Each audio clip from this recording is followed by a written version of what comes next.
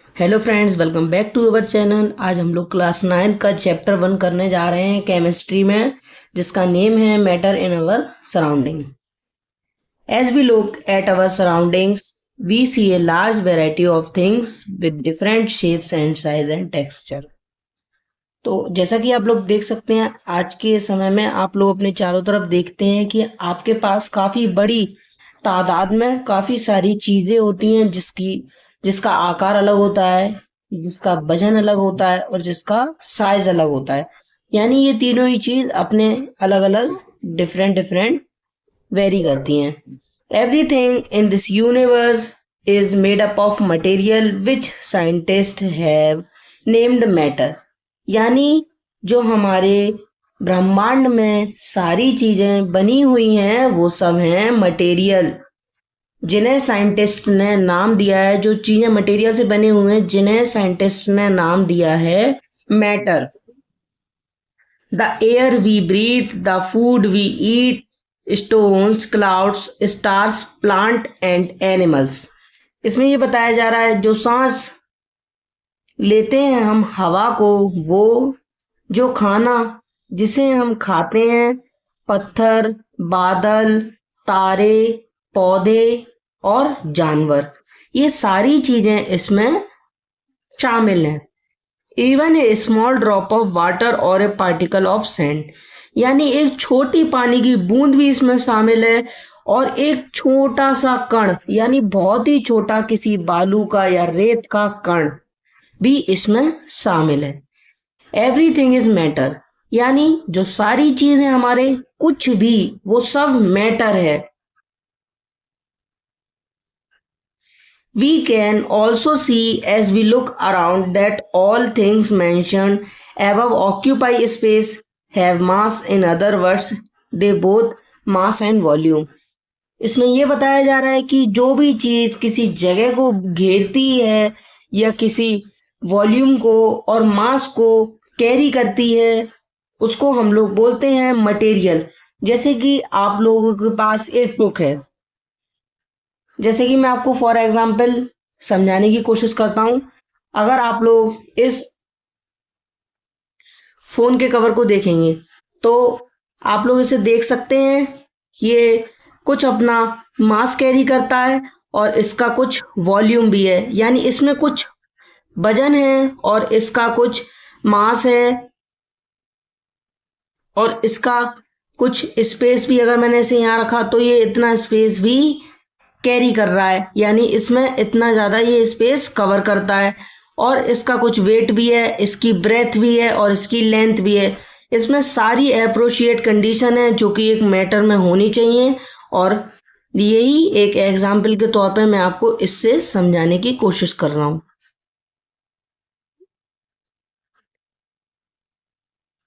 Since early times, human beings have been trying to understand their surrounding. Early Indian philosopher classified matter in the form of basic elements, the Panch Tattva: air, earth, fire, sky and water। यानी कुछ समय पहले जो human beings थे, यानी इंसान थे, उन्होंने ये समझने की कोशिश करी कि जो हमारे चारों तरफ है वो क्या चीज़ है। Early Indian philosopher classified matter in the form of 5 basic element. यानी जो पहले के फिलोसफर्स थे, जो फिलोसफी को करते हैं उसको हम लोग फिलोसफर कहते हैं। उन्होंने कुछ क्लासिफाइड करा था टर्म्स को 5 basic. First one is element. इसके 5 बेसिक एलिमेंट बताए थे, यानी कुछ 5 तत्व बताए थे जिनसे मिलकर हमारा मैटर बनता है। पंच तत्व: पहला हवा, धरती, आग, बादल, पानी। ये 5 तत्व हमारे पास बताए गए हैं।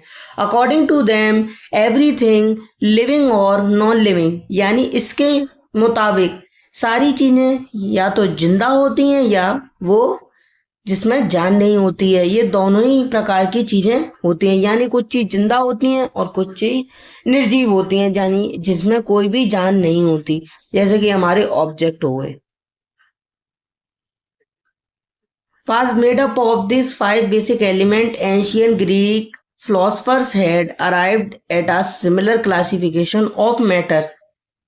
यानी इस 5 बेसिक एलिमेंट के बेसिस पे जो पुराने ग्रीक फिलोसफर्स थे उन्होंने ये सिमिलर क्लासिफिकेशन मैटर का इसको बताया था. Modern day scientists have evolved two types of classification of matter based on their physical property and chemical property या chemical nature. यानी आज के ज़माने में जो साइंटिस्ट हैं उन्होंने ये बताया है कि जो हमारे पास ये जो क्लासिफिकेशन है वो काफ़ी ज़्यादा इवॉल्व हो चुका है, यानी ये अपने आप में काफ़ी ज़्यादा बदल चुका है समय के साथ साथ. इसमें इन्होंने ये 2 टाइप्स बताए हैं, एक बताई है फिजिकल प्रॉपर्टीज और इनका केमिकल नेचर के बारे में बात करिए.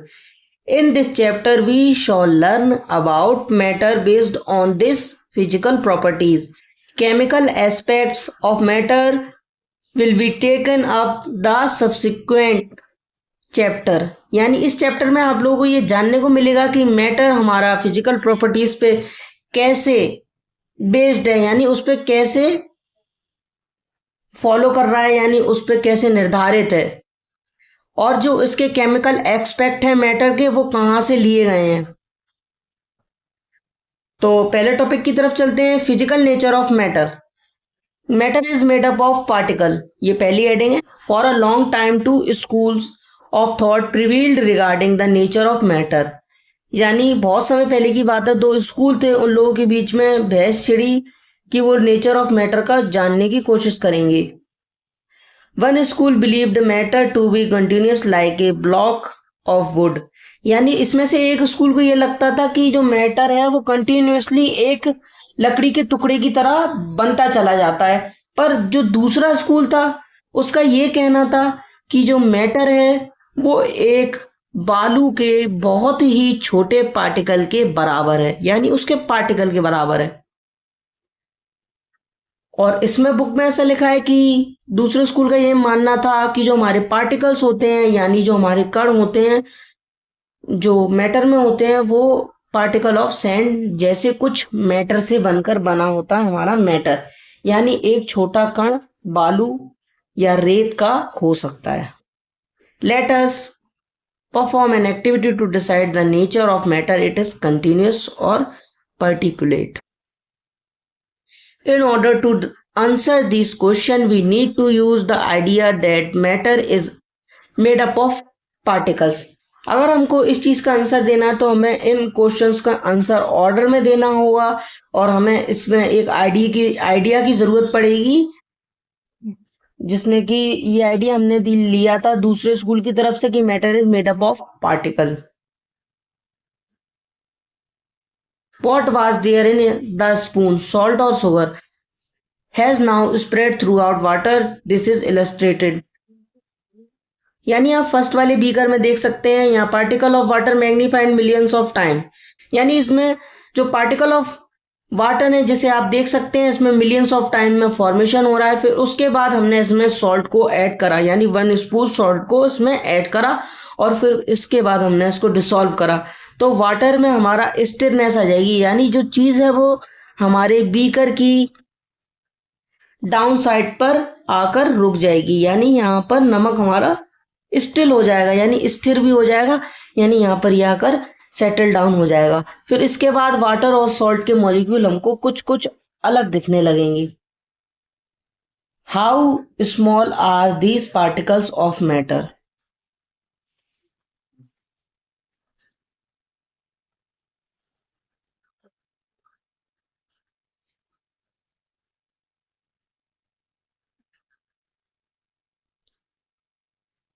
It's states of matter. Observe different type of matter around you. आप लोग ऑब्जर्व कर सकते हैं अपने चारों तरफ काफी सारे प्रकार के मैटर को. What are its different states? और इसके क्या डिफरेंट टाइप के स्टेट्स होते हैं, यानी इसके काफी ज्यादा डिफरेंट टाइप के स्टेट्स हैं वो आपको देखने को मिलेंगे. We can see that matter around us exist in 3 different states. First one is solid, second one is liquid, third one is gas. यानी आपको अपने चारों तरफ देखने को मिल जाएगा। एग्जिस्ट करते हैं ये 3 डिफरेंट टाइप्स स्टेट में, यानी इसके 3 अलग अलग प्रकार के स्टेट्स होते हैं। फर्स्ट होता है सॉलिड, जो कि ठोस कहलाता है हिंदी में। लिक्विड, जो कि हमारा एक्वस होता है, यानी वाटर सॉल्यूशन को भी बोल सकते हैं लिक्विड। और third one is gas. Gas आपकी कोई भी हो सकती है, नाइट्रोजनस गैस, कार्बन डाइऑक्साइड, जो भी आपकी कोई भी गैस मान सकते हैं। This stage it's states of matter arise due to the variation in the characteristic to the particles of matter. Let us study about the properties of these 3 states of matter in detail. चलिए चलते हैं, इनके बारे में थोड़ा detail में पढ़ने के लिए बोला जा रहा है, तो इसके बारे में पढ़ते हैं। The solid state. All the above are examples of solid. We can observe that all these have a definite shape, distinct boundaries and fixed volumes. यानी इसमें ये बताया जा रहा है कि हमारे पास कुछ एग्जाम्पल हैं सॉलिड्स के, जिसमें हमें ये देखने को मिलता है कि ये इनके पास इनकी डिफाइनाइट शेप होती है, डिस्टिंक्ट बाउंड्रीज होती हैं और फिक्स्ड वॉल्यूम होता है, और इनके पास नेग्लिजिबल कॉम्प्रेसिबिलिटी होती है, यानी इनके पास नेग्लिजिबल प्रेशर की कॉम्प्रेसिबिलिटी होती है, जिसकी वजह से इनकी जो बाउंड्रीज होती हैं वो काफ़ी हद तक इनके हिसाब से होती हैं, और इनकी जो आकार होता है वो एकदम इनके लिए फिक्स्ड होता है, और इसमें केवल इसकी फिक्स्ड वॉल्यूम्स ही होती हैं, ना इसमें बढ़ती हैं ना घटती हैं, एक ही सही मात्रा में होती हैं, एक ही सीमित मात्रा में होती हैं। Solids have tendency to maintain their shape when subjected is outside force. Solids have a tendency to maintain their shape when subjected to outside force. यानी सॉलिड के पास एक टेंडेंसी होती है, यानी उसके पास क्षमता है अपने साइज को मेंटेन करने की, शेप को मेंटेन करने की, जब उसका सब्जेक्टेड यानी उसे बाहर से फोर्स लगाया जाता है, तो इसके पास ये क्षमता है कि ये अपनी टेंडेंसी को लॉस नहीं करता है, बल्कि इसकी वजह से इसकी टेंडेंसी मेंटेन होती है और इसकी शेप बिल्कुल परफेक्ट डिजाइन में आ जाती है। जब इसमें बाहर से फोर्स लगाया जाता है, यानी बाहर से ताकत लगाई जाती है, तो इसकी वजह से इसका शेप वेल डिफाइन हो जाता है। सॉलिड्स में break under force but it is difficult to change their shape, so they are rigid. यानी सॉलिड्स में ये बता रहा है कि ये अंडर फोर्स इन्हें तोड़ना काफी ज्यादा मुश्किल हो जाता है, इसीलिए ये रिजिड होते हैं, यानी इनकी शेप को चेंज नहीं करा जा सकता है। इसके जो मॉलिक्यूल्स होते हैं वो काफी टाइटली पैक्ड होते हैं, इसीलिए इनमें हम लोग चाहकर भी इसका ब्रेक डाउन नहीं कर सकते हैं। इसीलिए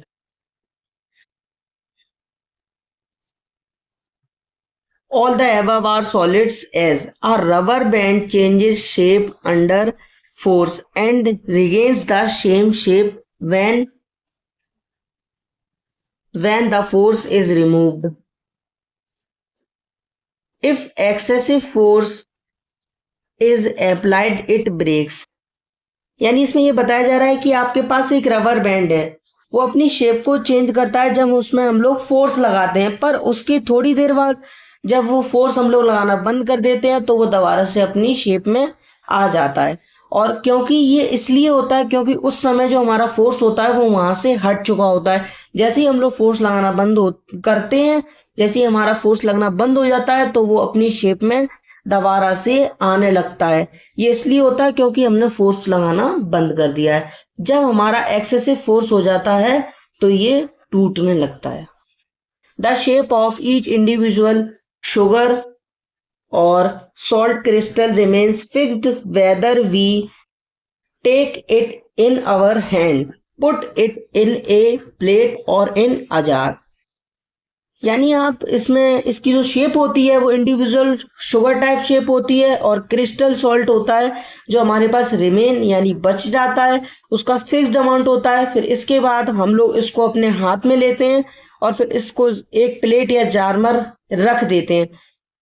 फिर उसके बाद तीसरा पॉइंट इसका बताया जा रहा है, spongy has minute holes in which air is trapped. यानी इसके पास एक स्पॉन्जी स्ट्रक्चर टाइप होता है जिसमें मिनट होल होते हैं, यानी इसमें काफी ज्यादा छोटे छोटे होल्स होते हैं जिसमें एयर फंस जाती है। फिर उसके बाद when we press it the air is expelled out and we are able to compress it। जब हम इसको दबाते हैं या इस पे कुछ प्रेशर को अप्लाई करते हैं, यानी कि आप इससे समझने की कोशिश करिएगा। यानी मैंने यहाँ कोई डायग्राम बनाया है, तो आप इसके अंदर मान सकते हैं कुछ भी मटेरियल फिल्ड है, ठीक है। जब हम इसमें कुछ छोटे छोटे होल्स हैं, एयर ट्रैप्ड है, जिसमें एयर ट्रैप हो जाती है, यानी इसमें एयर फंस जाती है। जब हम इसको यहाँ से प्रेशर से पुश करेंगे तो यहाँ पर जो हमारी इसके अंदर एयर है वो एक्सपेल्ड हो जाएगी, यानी वो यहाँ से बाहर निकल जाएगी और फिर हम इसको कंप्रेस करने के लिए एबल हो जाएगा, यानी फिर हम इसको दबा सकते हैं, फिर ये पूरी तरीके से यहाँ पर सिकुड़ जाएगा।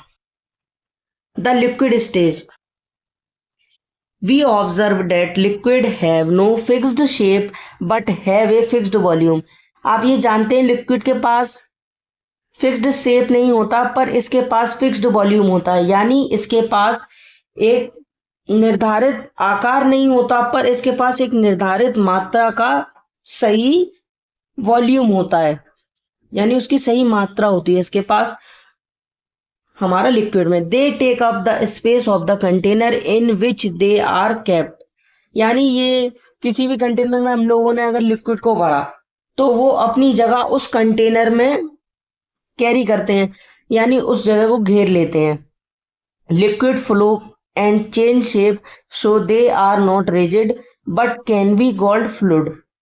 यानी जो लिक्विड होते हैं वो बह सकते हैं और ये अपनी शेप को भी अपने यूटेंसिल्स के अकॉर्डिंग या अपने कुछ भी ऑब्जेक्ट के अकॉर्डिंग चेंज कर सकते हैं। यानी आप लोग एग्जांपल से समझने की कोशिश करिएगा, अगर रिवर है, रिवर का पानी फ्लो होता है और अगर वो फ्लो होते होते नीचे की तरफ जाता है, तो अगर जैसे कि आप लोग समझिएगा कि अगर कुछ भी कंडीशन ऐसी होती है तो हमारी जो लैंड होती है वो थोड़ी सी सरक जाती है, जिसकी वजह से वहां पर भी रिवर का थोड़ा बहुत फॉर्मेशन हो जाता है, तो वहां पे अपना ये कुछ अलग ही शेप ले लेता है। जैसे कि आप लोगों ने पढ़ा होगा कि कुछ रिवर्स होती हैं जब वो सूख जाती हैं तब उसके थोड़े समय बाद जब रेन होती है तो उसके बाद उनका धीरे धीरे कुछ समय के बाद उनका आकार बदलने लगता है। जैसे कि उनका गोल आकार था तो वो कुछ और ही आकार में धीरे धीरे बदलते जाते हैं। यही एक बेस्ट एग्जाम्पल है कि वाटर एक शेप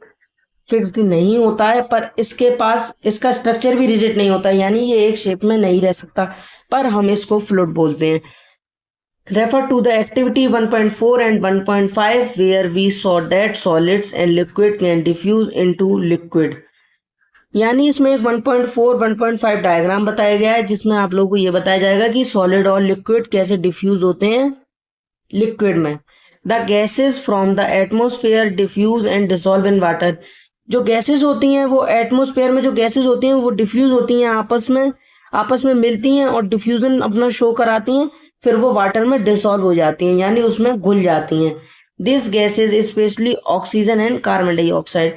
यानी जो ये गैस होती हैं इसमें सबसे ज़्यादा अधिकतर हमारे को ऑक्सीजन देखने को मिल जाएगी और कार्बन डाइऑक्साइड देखने को मिलेगी, और are essential for the survival of aquatic animal and plant. ये काफ़ी ज़्यादा ज़रूरतमंद होती हैं हमारे एक्वेटिक प्लांट के लिए और पौधों के लिए। यानी जो एक्वेटिक प्लांट होते हैं, नहीं एक्वेटिक एनिमल होते हैं, सॉरी एक्वेटिक एनिमल होते हैं, यानी वो जीव जो पानी में रहते हैं, जैसे कि फिश हो गई, सी हॉर्स हो गया, डॉल्फिन हो गई, व्हेल हो गया, जो भी आपके मन में आए वो आप अपने अकॉर्डिंग समझ सकते हैं, और पौधों को भी हेल्पफुल होते हैं। All living creatures need to breathe for survival. यानी जो भी जीव जंतु जिंदा हैं उन्हें सांस लेने की जरूरत है, क्योंकि जो सांस लेने से ही उनकी जीवन क्रिया चलती है, यानी यही इनका सर्वाइवल है। अगर ये लोग सांस नहीं लेंगे तो ये लोग जी भी नहीं पाएंगे। The aquatic animals can breathe under water due to presence of dissolve oxygen in water.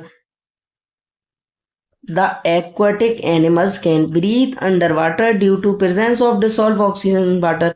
यानी जो हमारे पास समुद्री जानवर होते हैं वो कैसे सांस लेते हैं पानी के अंदर, तो ऐसा इसलिए हो पाता है क्योंकि पानी में हमारा जो ऑक्सीजन होता है वो घुल जाता है, तो उसकी मात्रा पानी में होने की वजह से ये लोग उसमें अपना रेस्पायरेशन कंटिन्यू कर पाते हैं। जो कि फिश होती हैं वो गिल्स के अकॉर्डिंग अपना करती हैं रेस्पायरेशन, और जैसा जैसा जो अलग अलग एनिमल्स में उनका रेस्पायरेटरी सिस्टम होता है उसके अकॉर्डिंग वो अपनी ब्रीथ लेती हैं।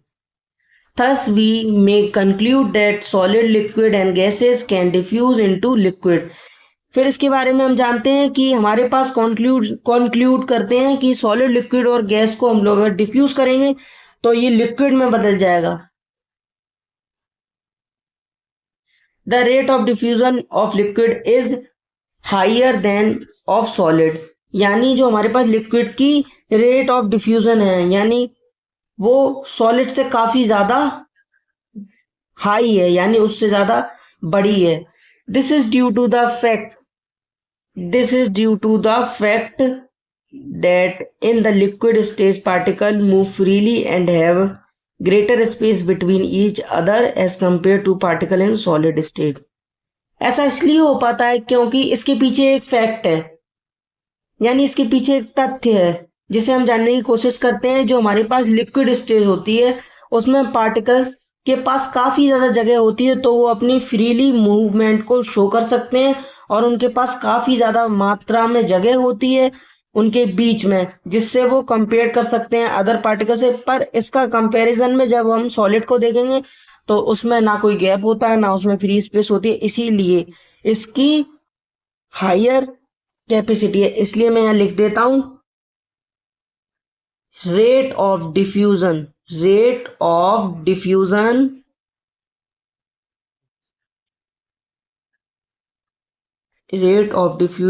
in liquid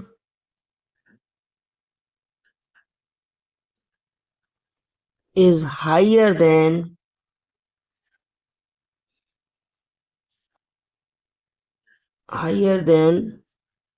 of solid। और इसके बाद अगर आप लोग लिखना चाहें तो आप यहां से कंटिन्यू कर सकते हैं अपना आंसर।